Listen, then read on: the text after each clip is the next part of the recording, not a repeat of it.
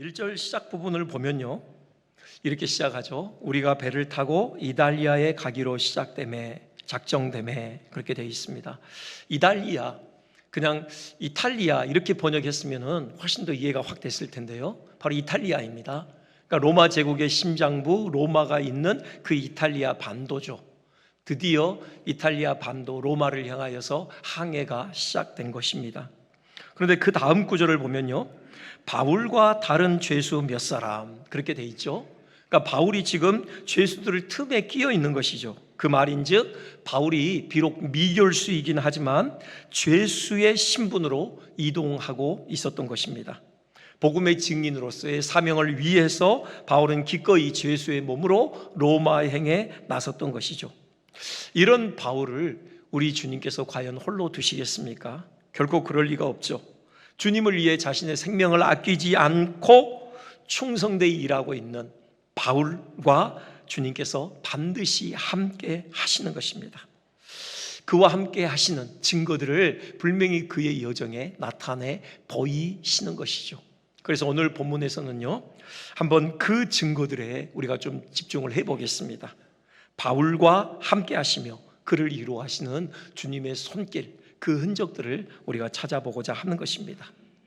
그럼으로써 우리가 주님의 부르심을 좇아 걸어가는 이 믿음의 여정에서도 주님께서 우리와 함께 하신다는 사실을 다시금 확인하고요, 용기를 내서 이 믿음의 길을 힘있게 걸어가는 결단을 갖고자 하는 것이죠.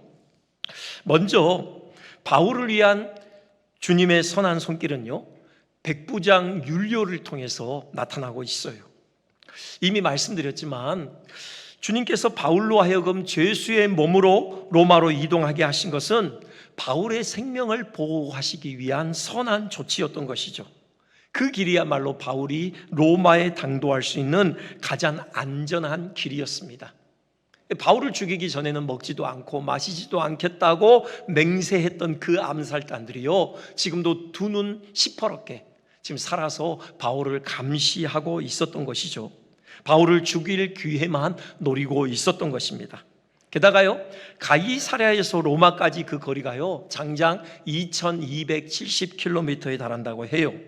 그러니 바울이 만일 석방되어 자유의 몸으로 로마 여행을 시도했다, 그러면 그 여정에서 얼마나 많은 살해 위협에 직면해야만 했겠습니까?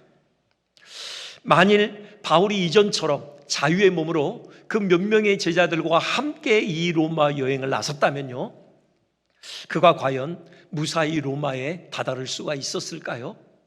가이사랴를 벗어나기도 힘들었을 것입니다. 아니면은 배를 타고 가다가요, 그 망망대해 지중해 어디쯤에서 그만 시체로 바다에 던져졌을 것이에요. 그래서 주님께서 바울 곁에 최고의 경호원을 붙여주신 것이죠. 여러분, 백부장 율리오가 소속한 부대가 어디입니까? 아구스토대의 백부장 율리오, 그렇게 소개하고 있죠. 이것도 왜 아구스토 이렇게 번역했는지 모르겠어요. 그냥 아우구스투스 그랬으면 금방 알아들으셨을 것이에요. 아우구스투스, 바로 로마 황제에 대한 그 칭호잖아요. 그러니까 로마 황제의 직속 부대의 한 지휘관이었던 거예요. 당시에 로마 황제의 직속 부대, 최고위의 어떤 그 용맹을 자랑하는 그런 부대 아닙니까? 그 부대의 한 지휘관이 바로 율리오였던 것입니다. 그에게 바울의 경호를 맡기셨던 거예요. 24시간 밀착 경호를 하게 하신 것이죠. 유대인들의 살해의 위협을 원천적으로 봉쇄하게 하셨던 것입니다. 우리 주님께서요, 우리에게도 이렇듯 우리가 주님의 부르심을 좇아 사명의 길을 걸어갈 때 우리를 보호하십니다. 물론 바울이 죄수의 몸으로 로마에 가는 것이 로마에 이르는 가장 안전한 길이었다, 그 사실에서 우리가 한 가지 확인하게 되는 사실은요, 주님의 보호의 방식은 때로는 우리의 상식을 뛰어넘을 수 있다는 사실이죠. 1절 다시 보면 이렇게 되어 있어요. 바울과 다른 죄수 몇 사람을 아구스토대의 백부장 율리오라는 사람에게 맡기니, 그렇게 되어 있어요. 자, 이것만 보면요, 지금 바울도 다른 죄수들처럼 백부장 율리오의 감시하에 맡겨진 것이죠. 바울이 율리오에게 감시의 대상으로 넘겨진 것으로 보여요. 그 면에서만 보자면은 이는 바울에게 아주 불편하며 답답한 일이었죠. 죄수의 몸이 돼서 누군가가 그 곁에서 24시간 밀착 감시를 한다. 여러분, 그럼 얼마나 불편하고 답답한 일이겠습니까? 그런데 실상은요, 그것이 바로 바울의 생명을 보존하는 길이었습니다. 그러니까 실상은 뭐냐? 주님께서 바울을 율리오에게 감시의 대상으로 넘겨주신 것이 아니고요, 율리오를 바울에게 경호원으로 붙여주셨던 것이죠. 율리오는 감시자로가 아니라 바울의 생명을 보호하는 경호원으로 바울 곁에 있었던 것입니다. 이렇듯 주님께서 우리를 보호하시는 방식은 때로는 우리의 상식을 넘어서는 경우가 있다라는 거예요. 우리 곁에서요, 우리를 가시처럼 찌르고 아프게 하는 사람 혹시 있지 않으십니까? 여러분, 생각을 바꾸십시오. 어쩌면 그 사람이 바로 이 백부장 율리오처럼요, 주님께서 우리의 영혼을 살리고 보존하도록 보내신 경호원일 수 있는 것이에요. 여러분, 그 사람이 아니었으면요, 이미 우리는 벌써 나태해졌을 것이에요. 하나님 앞에 엎드리는 시간이요, 현저히 줄어들었을 것입니다. 그런데 그 사람 때문에라도 어쩔 수 없이 우리가 하나님께 엎드리게 되었잖아요. 하나님께 부르짖고 있는 것 아닙니까? 즉, 그 사람 때문에 우리 영혼이 이만큼이라도 깨어 경성하게 되었다라는 사실이죠. 우리에게 보내주신 우리 영혼을 지키고 보존하시기 위한 경호원이다. 여러분, 그 하나님의 은혜의 손길로 받아들이시기를 바랍니다. 비단 사람만이 아니죠. 우리 몸의 질병이나 사업의 실패, 자녀들의 일탈 등의 정말 원치 않는 그런 고통스러운 상황들도요, 때로는 주님께서 우리 영혼을 지키시고 우리의 삶을 은혜 위에 건실하게 세워 가시기 위한 보호의 수단일 수 있다. 여러분, 그 사실을 인정하시기를 바랍니다. 하나님께서요, 율리오를 바울의 감시자가 아니라 바울의 경호원으로 붙이셨다는 사실은 그가 바울에게 베푸는 또 뜻하지 않은 그런 선의를 통해서도 확인되는 바입니다. 율리오가요, 바울을 한갓 비천한 죄수 취급을 하지 않아요. 그에게 인격적인 존중과 신의를 보냅니다. 3절 보세요. 이튿날 시돈에 대니 율리오가 바울을 친절히 대하여 친구들에게 가서 대접받기를 허락하더니, 이렇게 돼 있죠. 그러니까 지금 가이사랴를 출항한 배가요, 이제 그 위로 북상해서 시돈에 다다른 것입니다. 시돈에서 그간 싣고 온 화물들을 내려놔야 했겠죠. 그리고 또 새로운 화물들을 선적했을 것입니다.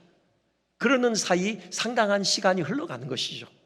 뭐 하루가 지날 수도 있고요, 이틀이 지날 수도 있어요. 그동안의 율리오가요, 바울을 죄수처럼 꼭꼭 묶어서 배 안에 가둬뒀던 것이 아니에요. 바울을 풀어줬던 것입니다. 마음껏 시돈에 있는 친구들에게 환대를 받을 수 있는 그런 배려를 해 주었던 것이에요. 시돈에요, 그리스도인들이 있었죠. 사도행전의 다른 기록을 보면은 바울이 전도 여행 중에 베니게에 들렀거든요. 그 베니게가 바로 시돈입니다.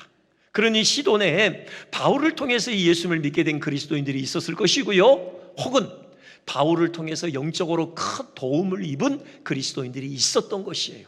그들이 지금 바울이 도착했으니 바울을 환대했을 것이에요. 율리오가 그걸 허락해 주었던 것입니다. 이게 보통 일은 아니잖아요. 바울에 대한 상당한 신뢰가 있지 않고서는 불가능한 일입니다. 그런데 흥미로운 것은 율리오가 바울을 만난 지 얼마 되지 않았다라는 거예요. 이제 만 하루 됐어요. 지금 가이사랴를 출항한 지 이틀째라고 얘기하고 있잖아요.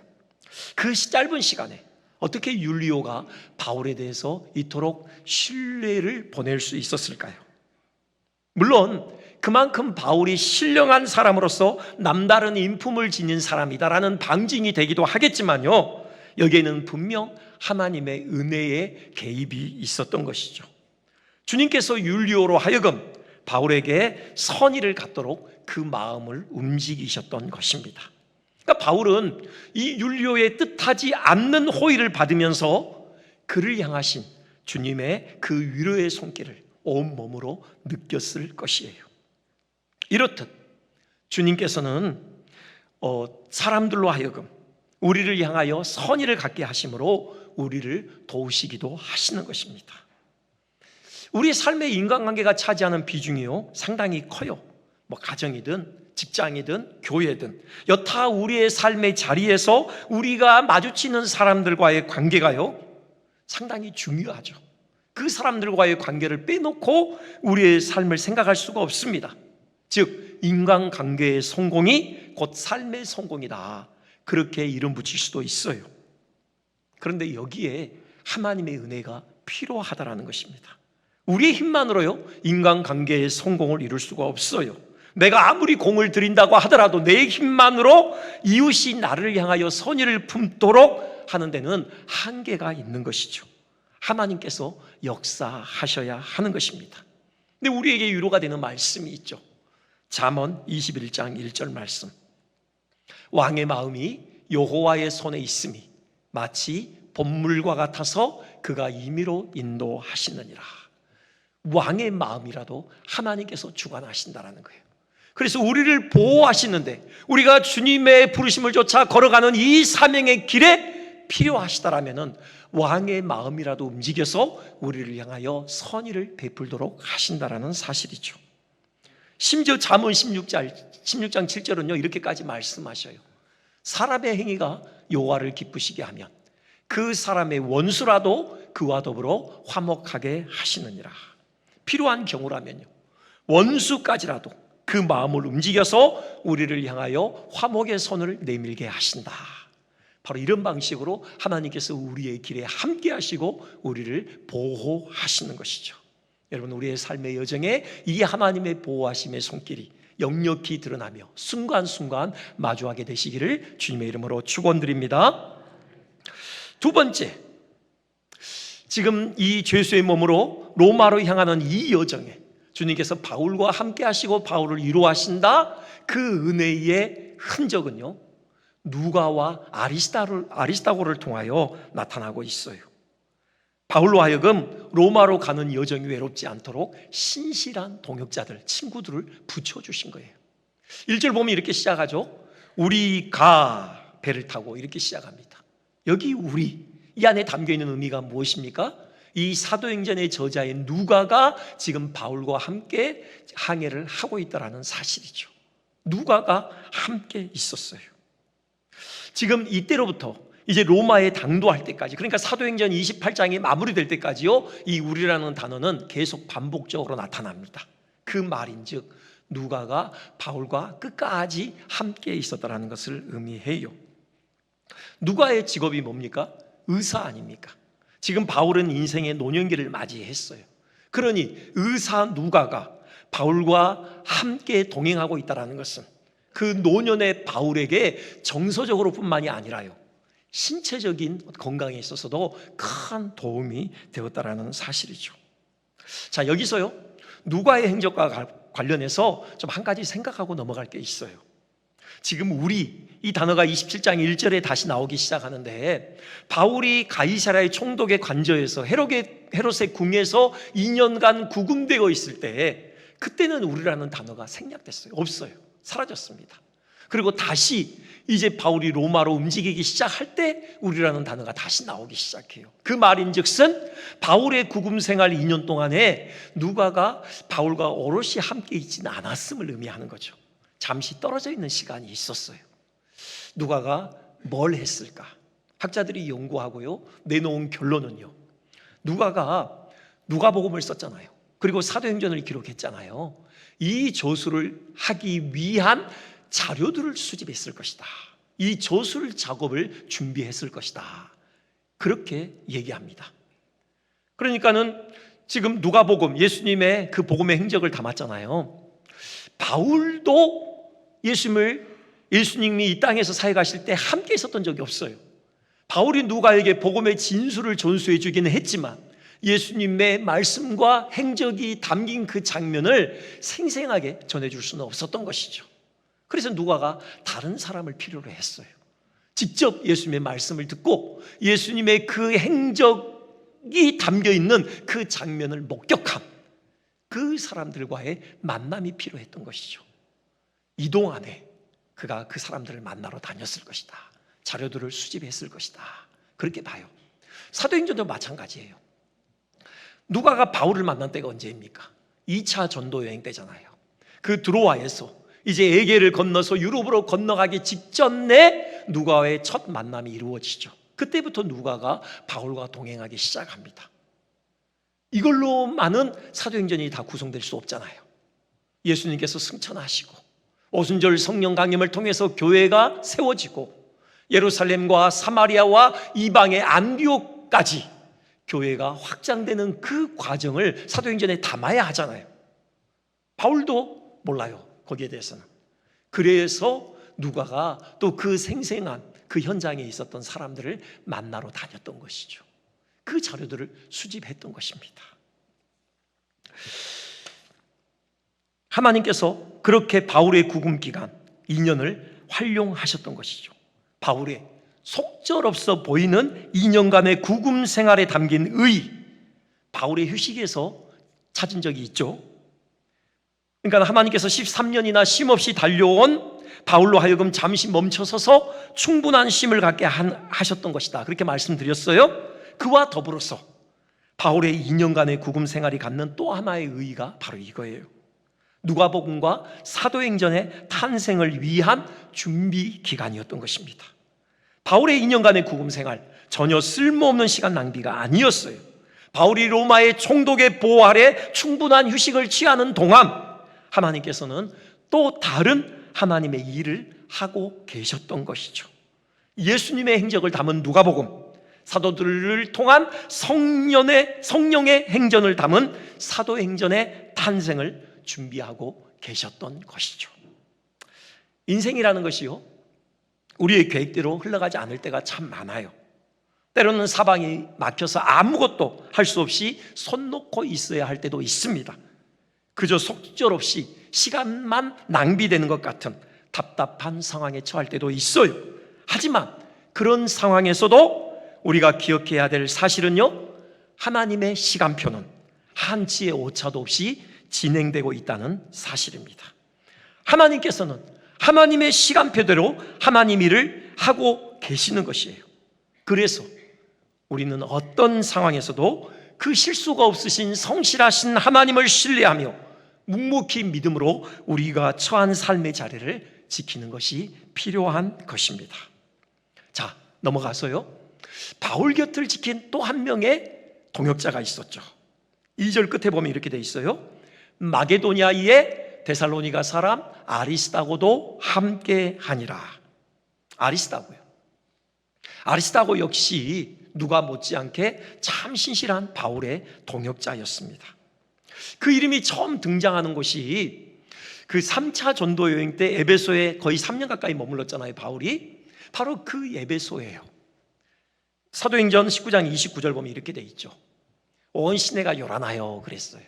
그때 사람들이 아리스다고를 붙들어서 연극장으로 달려갔다고 돼 있어요. 여러분, 그 은장색 데메드리오로 말미암아 에베소에 소요가 일어났잖아요. 그때 그 섬뜩한 소요의 현장에 바울 대신 아리스다고가 붙들려 갔던 것이죠. 그때 이제 아리스다고 이름이 나와요, 처음이요. 그리고 이제 3차 전도여행을 마치고 바울이 예루살렘을 향하여 올라갈 때 그 바울과 동행하던 제자단, 그 선교팀에 아리스다고가 함께 있었습니다. 사도행전 20장 4절에 나오죠. 아시아까지 함께 간다. 이건 바로 최종 목적지는 예루살렘이죠. 거기에 아리스다고가 있었어요. 여러분, 예루살렘에 올라갈 때 성령의 감동을 입은 많은 사람들이 바울을 만류했습니다. 결박과 환란이 당신을 기다리고 있다. 가면 안 된다. 눈물로 막아섰죠. 하지만 바울은 그 길을 갔습니다. 그 고난이 기다리고 있는 예루살렘 행에 바울과 동행했던 제자단에 지금 아리스다고가 함께 있었다라는 사실이에요. 자, 그리고 지금 죄수의 몸으로 로마로 가는 길에 아리스다고가 바울과 함께 하죠. 그리고요, 골로새서 보십시오. 골로새서 4장 10절 보면은 나와 함께 갇힌 아리스다고라고 해요. 로마에 도착했고 바울이 감옥에 갇혀 있을 때 바울과 함께하기 위하여 아리스다고도 함께 감옥에 갇혔던 것이죠. 여기까지 아리스다고를 성경에서 소개하고 있는 대목마다 바울과 함께하는 자 그렇게 소개하고요. 또 하나의 공통점이 있는데요. 그건 꽃길이 아니라 광야길, 가시밭길을 바울이 걸어갈 때 그때 함께 있던 사람이다 라는 거예요. 여러분, 이런 사람이 진짜 동역자입니다. 그래서 바울이 아리스다고를 그렇게 불러요. 그 빌레몬서죠 1장에 보면은 나의 동역자 아리스다고 그렇게 부르죠. 여러분, 꽃길을 걸어갈 때 그와 동행해 주는 것, 이건 쉬워요. 하지만 그가 가시밭길을 걷고 광야길을 걸어갈 때 그 곁에 함께 길을 걸어가 주는 것, 이것은 쉽지 않죠. 그런 사람이야말로 진짜 동역자다, 진짜 친구라고 불릴 수 있는 사람이죠. 지금 바울이 죄수의 몸으로 로마로 가는 길에 하나님께서 누가와 아리스다와 같은 신실한 동역자들을 붙여주신 것이에요. 그래서 바울의 그 여정이 외롭지 않도록 해 주셨던 것이죠. 바울이 이룬 사역이요, 참 대단하죠. 서신서들은 제외하고라도요, 그가 복음 들고 다닌 도시가 57개라고 하잖아요.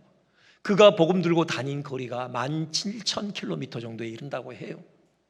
얼마나 많은 교회를 개척했습니까? 얼마나 많은 교회를 든든하게 세우는 그 역사를 일궈냈습니까? 그런데요, 바울이 홀로였다면 이 사역을 감당하지 못했을 것이에요. 물론 전적으로 하나님의 은혜이죠. 하지만 바울에게 입혀주신 그 하나님의 은혜에는요, 이토록 신실한 동역자들이 있었던 것입니다. 바울을 자신처럼 사랑하는, 그래서 바울과 함께 정말 충성을, 헌신을 다한 누가와 아리스다와 같은 귀한 동역자들이 있었기에 그 사역이 가능했던 것이에요. 우리가 서로에게 그런 동역자가 되어주셨으면 좋겠어요. 주님의 일은요, 결코 홀로 하는 것이 아니에요. 리더 혼자 하는 것이 아닙니다. 반드시 동역자가 필요해요. 그 탁월한 하나님의 사람 모세에게도요, 아론과 훌의 동역이 절대적으로 필요했던 것이죠.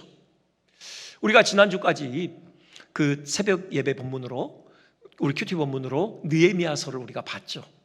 느헤미야서를 보면서 여기에 정말 교회가 세워지는 원리가 담겨 있구나, 그 사실을 깨달았습니다. 느헤미야서의 핵심 과업이 뭐예요? 거기에 담겨있는 핵심 사업이 예루살렘 성벽을 재건하는 일 아닙니까? 여러분, 그 예루살렘 성벽이 그냥 한 가정집에 그 둘러쳐져 있는 담벼락이 아니잖아요. 그 성벽의 주된 목적은 그 성읍을 외적으로부터 방비하는 거잖아요. 그러니 이게 그냥 쉽게 세워줄 수 있는 성벽이 아닙니다. 아주 견고하고 두텁고 높게 세워야죠. 그 위에요, 사람이 다닐 수 있어야 돼요. 말과 마차가 다닐 수 있어야 됩니다.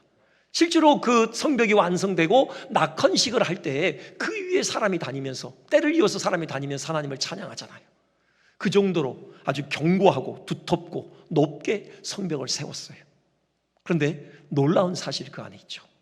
그 성벽 완공이요, 단 52일 만에 이루어졌다라는 사실이에요. 놀라운 일이에요. 이게 어떻게 가능했을까? 여러분, 거기에 비결이 담겨 있습니다. 그 성벽 공사에요, 모든 주민들이 함께 했다라는 거예요.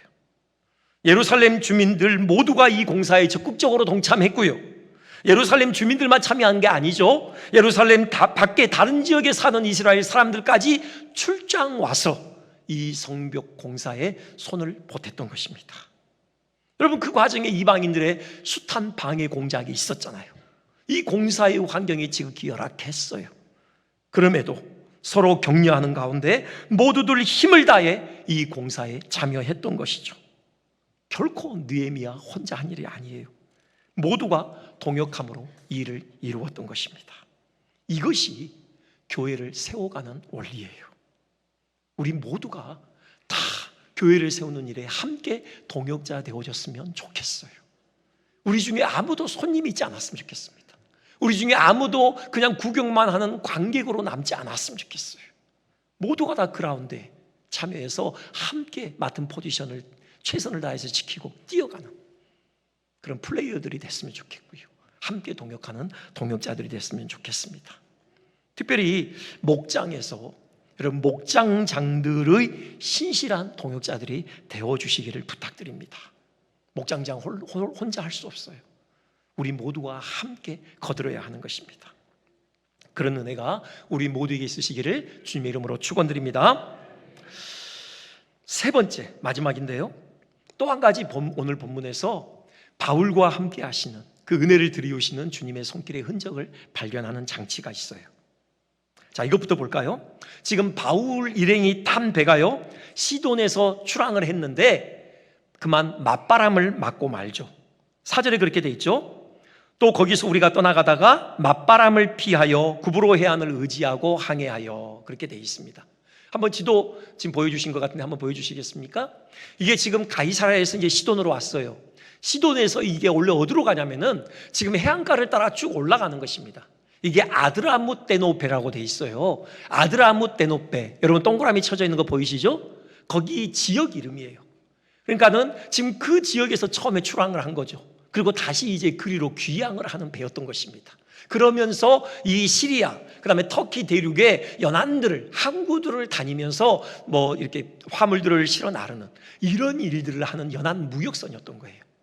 그러니 지금 이제 시돈에서 일이 끝났고요. 그렇다면 그 다음에 저기 뭐 안디옥에 항구가 있었는지 모르겠지만 안디옥으로 가든지 아니면 길리기아 아니면은 저 밤빌리아, 지금 그쪽의 항구들로 다음 기착지를 정하고 항해가 시작된 것이에요. 그런데 그만 문제가 생긴 거죠. 맞바람이 쳤어요. 북풍이 불었던 겁니다. 강한 북풍이 불어서 더 이상 배가 나가지를 못했어요. 그래서 항로를 바꿨죠. 그래서 구브로 섬 쪽으로 간 겁니다. 구브로 섬의 그 해안을 서쪽으로 쭉 따라갔던 거예요. 그래서 이제 결국 무라라는 곳에 이제 도착하게 되는데요. 여러분, 바람이라는 걸 주관하시는 이가 우리 주님이시잖아요. 이런 북풍이 그냥 부는 거 아니잖아요. 주님의 허락하에, 주님의 섭리하에 불어닥치는 거죠. 바울이 가는 길을 주님께서 바람을 통해서 항로를 돌리게 하셨던 거예요. 뭐 때문에 그랬을까? 바로 구브로 때문에 그렇습니다. 이게 바로 바울에게 베푸시는 하나님의 은혜의 증거예요. 은혜의 장치입니다. 구브로가 동서로 한 200km 정도 되거든요. 그러니까 지금 보통 항해에 한 이틀 걸려요. 구브로 그 해안을 다 통과하려면.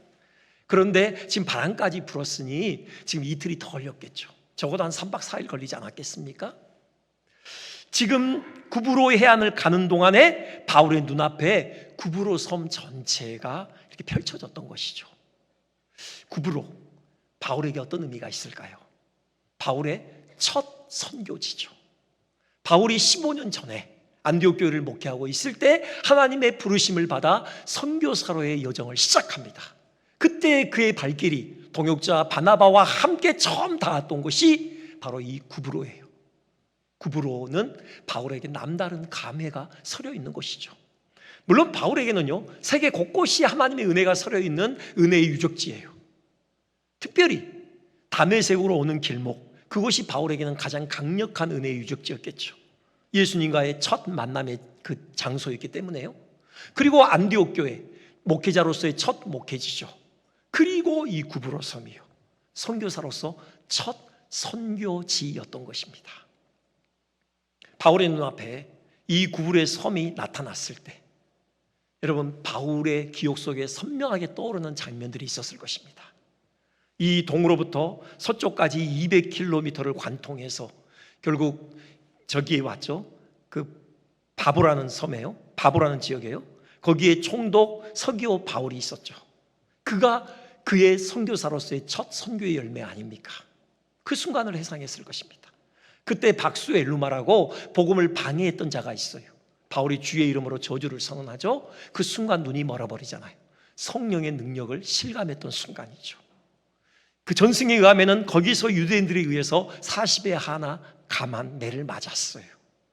이미 바울은 선교 여행을 나설 때 이런 복음을 위한 고초를 각오했던 바죠. 이런 것들이 그의 뇌리 속으로 선명하게 이 장면들이 떠올랐을 것입니다. 그리고 장면들은 거기서 멈춰서지 않죠. 밤빌리아 버가로 배 타고 올라가잖아요. 풍토병에 걸렸죠. 함께 동행하던 마가 견디지 못해서 집으로 주랭랑을 쳤습니다. 그 허약한 몸으로 타우로스 산맥을 넘어서 난생 처음 갈라디아 땅을 밟게 됩니다. 이런 식으로 계속해서 지난 15년간에 그가 선교사로서의 여정을 밟아가는 동안 일어났던 그런 역사적인 장면들이 끊임없이 파노라마처럼 펼쳐졌을 것이에요. 어느덧 바울의 마음에 감격이 차올랐을 것입니다. 그 15년 동안 그를 선교사로 불러주시고 한순간도 빼놓지 않고 그와 함께 하시면서 그에게 놀라운 사역의 열매를 갖다 주신 그 주님의 은혜에 대한 감사가 그의 마음을 충만하게 적셨을 것이에요. 그러니까 이 3박 4일 동안요, 지금 바울은 부흥회를 가진 겁니다. 자기 혼자. 지금 죄수의 몸으로 지금 로마로 가고 있어요. 로마에 당도하면 무슨 일이 그에게 닥칠지 모릅니다. 그는 결단했겠죠. 무슨 일이 내게 벌어지든 내 남은 생명 다하는 동안에 우리 주님과 그 복음을 위해서 내 생명을 바치리라. 그런 결의를 새롭게 다졌을 것입니다. 바로 이걸 위해서 바울에게 맞바람을 허락하신 거죠. 구브로를 보여주신 것입니다. 그의 사역의 원점으로 다시 돌아가게 하신 것이에요. 15년간의 하나님의 은혜를 다시금 연상하게 하신 거죠. 그리고는 다시 새롭게 결의를 다지게 하신 것입니다. 우리에게도 구브로가 있으십니까? 나만의 하나님의 은혜가 서려 있는 특별한 시간, 장소, 사건이 있지 않습니까? 그 순간을 회고하면 주님의 은혜에 대한 감격이 되살아나고 내가 지금 이렇게 살아서는 안 되지, 주님께서 내게 베푸신 은혜를 생각할 때 내가 이렇게 있어서는 안 되지 하고 새롭게 결의를 다지게 만드는 그런 구브로가 있지 않습니까? 생각해 봤는데요, 우리 모두에게 공통된 구브로가 있어요. 어디입니까? 골고다 언덕이죠. 십자가입니다. 주님의 십자가를 생각할 때마다 우리는 정신을 차리지 않을 수가 없죠. 주님께서 나를 위해 치르신 그 희생을 생각할 때, 그 희생 안에 서려 있는 나를 향한 주님의 사랑을 생각할 때 우리는 대충 하루하루를 흘려보낼 수 없는 거잖아요. 마음을 다해 그 주님을 찬송하고 그 주님을 노래하고 기뻐하고 즐거워하고 사랑하며 그 주님의 나라와 뜻이 이루어지기를 위해 우리의 삶을 다시금 새롭게 주 앞에 드리게 되잖아요. 이 말씀만 드리고 말씀을 마치겠는데요, 그리고 또 하나 우리에게 소중한 구브로가 될 만한 그런 지역들이 있습니다. 그런 사건들이 있어요. 그게 뭐냐면요, 이 바울처럼 실제로 선교 여행입니다. 이 말씀 꼭 드리고 싶어요. 우리 선교 여행 다녔으면 좋겠어요. 여러분, 제게 있어서 그렇습니다. 제게 있어서 제가 청년 때 첫 인도네시아로 단기 선교 여행을 갔는데요, 3주간요. 여러분, 그 순간은 제게 잊을 수 없는 너무나도 감격적인 순간이에요. 지금의 저를 만드는 데 있어서 많은 어떤 은혜들이 있었겠지만 상당히 중요한 포션을 차지하고 있는 3주간입니다. 여러분, 선교 여행을 통해서 하나님께서 우리에게 주시는 그 은혜는 놀라워요. 우리 좀 그런 순간들을 이제 우리가 마주했으면 좋겠어요. 내년부터는요, 우리 장로님들에게 허락을 안 받았는데 제가 감히 이 자리에서 공포합니다. 내년부터는 우리 좀 선교여행을 다녔으면 좋겠습니다. 국내 선교지든 해외 선교지든 하나님께서 우리에게 허락하신 그 선교의 현장에 우리가 섰으면 좋겠어요. 여러분, 그때 하나님께서 우리에게 주신 은혜가 넘칠 것이에요. 우리에게 또 하나의 구브로가 될 것입니다. 그런 은혜가 우리에게 있으시기를 주님의 이름으로 축원드립니다.